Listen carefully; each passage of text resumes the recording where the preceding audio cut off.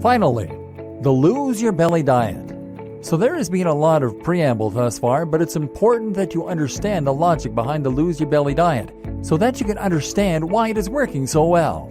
Remember, our objective is still to eat fewer calories than we burn, but along the way we want to take into account the role of hormones and meal timing, and we want to actually enjoy eating in a way that is practical.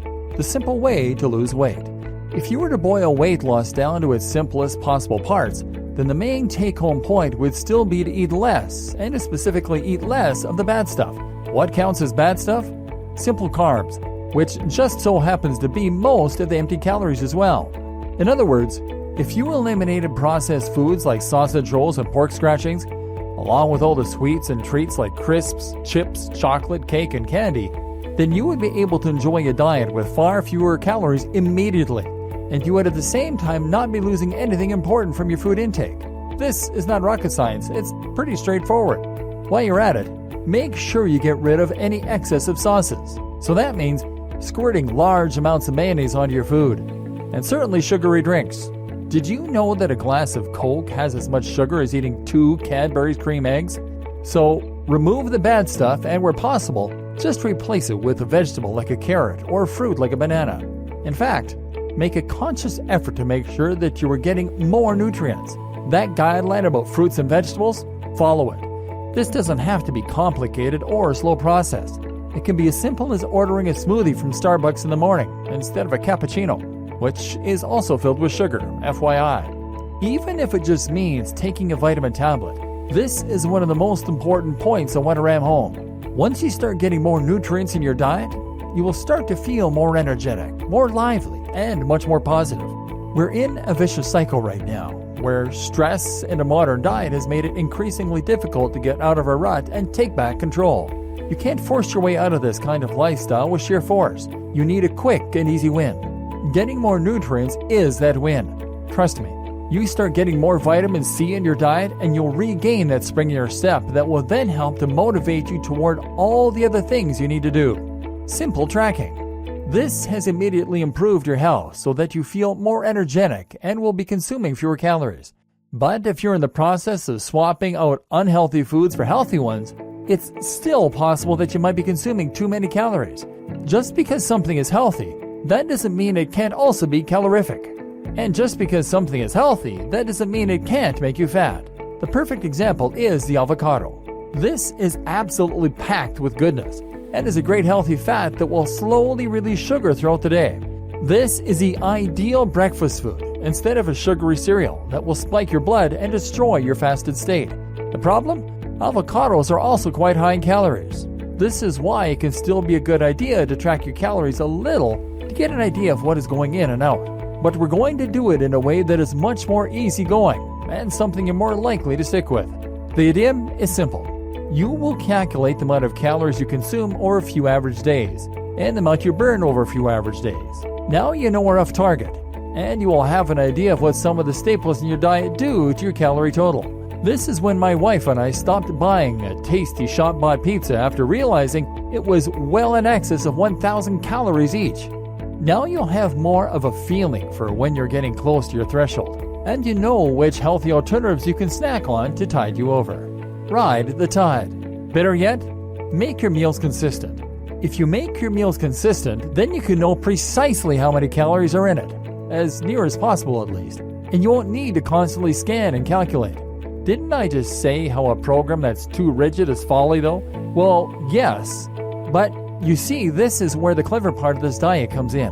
The idea is that for the first 2 meals of the day, you are going to eat in a manner that is entirely predictable. If you do switch your lunchtime dessert, then it will be something that is pre-approved, which won't spike your blood sugar, and which isn't too high in calories. The aim is to keep these meals very clean, very nutritious, and very low in calories. They should also be things that satisfy you though, and things that you can easily acquire and prepare. If that means buying from a salad bar or similar, then so be it.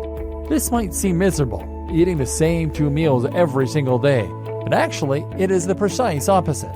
The purpose of these 2 meals, you see, is to allow you to eat whatever you want in the evenings. If you know that you have only consumed 500 to 700 calories by dinner, then that means that you can go all out without worrying much at all and still remain under your target.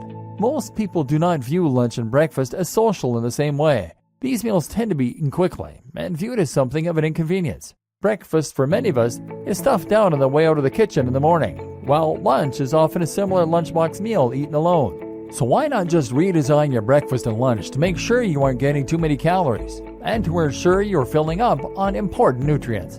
Now, when it's time for date night or a meal with a friend, you'll be able to eat whatever you want and cut loose, and you can rest assured that it will probably still be keeping you in a calorie deficit. There are also good biological reasons to stick to this diet and to keep it orderly like this. Remember, first thing in the morning you are fasted. Thus, the last thing you want to do is to spike your blood with a massive dose of sugar. Instead, if you make your first meal a complex carbohydrate or healthy fat, then you're slowly providing enough energy to keep moving, but without triggering it being stored as fat. The same goes for lunch, and by avoiding a massive intake of sugary food, you'll also help to avoid creating that 4 p.m. slump that normally causes us to crash and become less productive after we've eaten. You're staying catabolic, and you're staying focused at the point of the day when you're focused and driven anyway. And then, at the point when you're getting home feeling shattered and just wanting to chill out with good food, you can. Now, some health experts will recommend that you fast the other way around and avoid eating a large meal before bed, which can have negative impacts on your sleep. Actually though, as long as you leave enough time before bed after your last meal, this shouldn't be an issue. What's more is that there are some experts who now believe that we've evolved to eat sweet things before bed, which might even be what triggered the entire notion of dessert. The idea is that it makes sense to stock up on sugar before bed when we'll be fasted and to trigger the release of serotonin and melatonin to put us in a deep, restful state. So try this diet. Work out your target and then remove all the unhealthy foods, adding back the good ones to your first 2 meals. Get to the point where you're now full of nutrients and very far from your calorie target by evening, and then allow yourself to eat normally. Don't go crazy, of course, but just allow yourself to eat as you normally would. You're no longer fighting the natural cycles of your body and your hormones. You're riding the wave. What's more is that you're essentially training your insulin response and encouraging your hormones to work for you. And on top of all that, you're maintaining a calorie deficit without having to do any calculating. If you can stick to this, then you should start to find your belly fat starts to slip away. But don't go away just yet, because in the next video, we'll look at how you can make this easier on yourself and how you can enhance the look of that stomach and your overall appearance.